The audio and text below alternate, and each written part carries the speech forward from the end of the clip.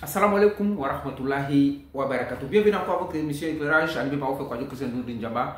Nous disons alhamdoulillahi rabbil alamin. Chers frères et sœurs, on va voir une autre vidéo, voilà, des zélateurs en même temps passé. Un autre zélateur a récupéré la vidéo d'un autre zélateur, d'un autre négateur, d'un autre falsificateur pour essayer de faire de ça un prétexte vraiment justifier, voilà, le fait que l'islam n'est pas la vérité, mais l'islam s'est trompé, les sources islamiques se sont trompés, en guillemets. Donc, on voit la vidéo en question, non? On voit la vidéo et puis on revient pour la correction. Voilà, on va laisser le soin à un autre frère de faire cette correction là parce qu'il a fait une vidéo de ouf sur le sujet. Donc, on écoute très bien les zélateurs et puis on revient par la grâce de la subhanahu wa ta'ala. Bien-aimé, la religion islamique a changé le nom de Jésus-Christ dans le Coran. Le J, au lieu de devenir Y, ça devient I. On vous explique bien. Joseph a appelé Youssef. Jacob a appelé Yacoub. Jean a appelé Yahya. Parce que tous les trois là, nous commencent par J en français. Jean, c'est J, on dit Yahya. Donc le J en français devient Y en arabe. On dit de l'autre côté, Jacob. Là-bas on dit Yacoub. Le J devient Y. L'autre côté on dit Jean. Ça devient Yahya. Donc le J devient Y. L'autre côté on dit Joseph. Ça devient Youssef.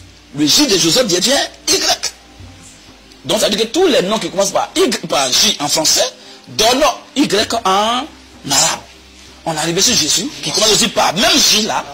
Et là-bas en arabe ça donne I. Quelle tricherie à outrance. Quelle tricherie à haut niveau.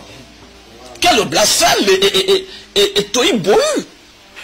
Quelle démagogie suivie d'une constipation spirituelle et chronique et intellectuelle.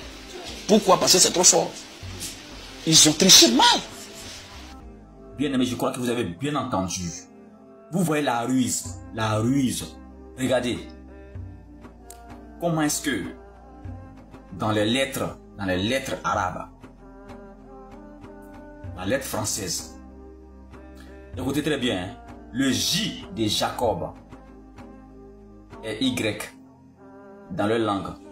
Le J de Joseph est Y dans leur langue.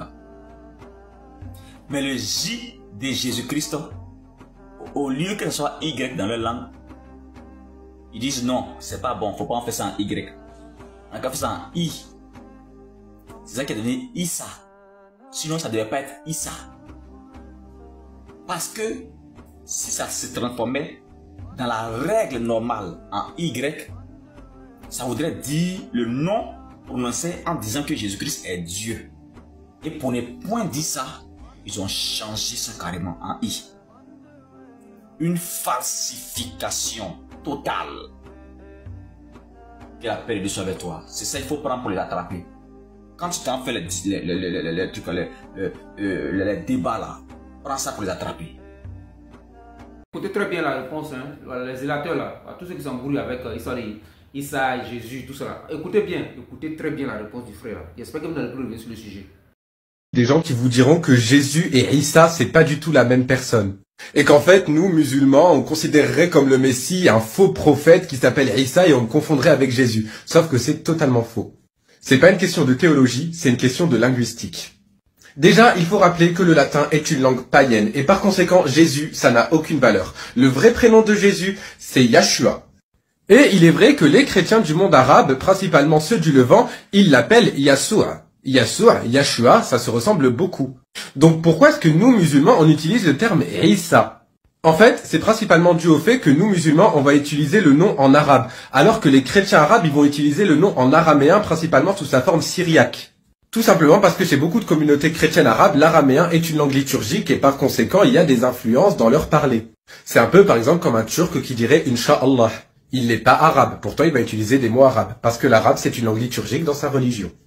Mais du coup, comment est-ce que Yahshua va donner le terme Issa? Alors là, il va falloir s'accrocher. Alors Yahshua va d'abord donner Yahshua. Sauf que dans certains dialectes orientaux de l'araméen, le aïn à la fin il saute. Donc Yahshua, ça devient Yashou. La double voyelle IA va aussi sauter pour devenir une voyelle simple. Donc de Yashou, on va passer à Ishou.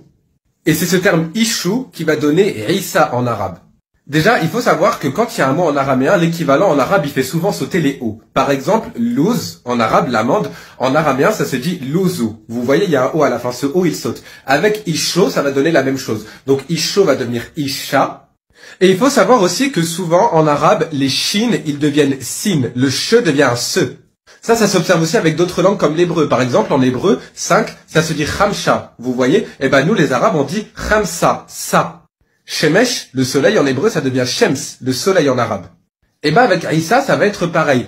Isha, ça va donner Issa. Et ensuite, il va y avoir un Ain qui va s'ajouter au début, ça va devenir Isa. Pourquoi est-ce que le nom, il a autant changé? C'est parce que la langue arabe, avant l'islam, c'était une langue de transmission orale. Et quand une langue est transmise à l'oral, elle subit des modifications de manière extrêmement rapide. Dans le désert du Negev, dans le sud de la Palestine, on a retrouvé des preuves archéologiques qui prouvent que certains arabes chrétiens eux-mêmes ont utilisé le terme Isa. Excusez-moi, mais ces gens-là aussi, ils se trompent? Ces gens-là, ils étaient chrétiens à une époque où les ancêtres de ce gars, c'était des païens qui priaient des statues de pierre. D'autant plus que c'est un argument qui est totalement fallacieux parce qu'il peut être repris dans l'autre sens aussi. L'équivalent latin de Yahshua, c'est Joshua. C'est pas Jésus, pourtant vous utilisez le terme Jésus. C'est exactement la même chose.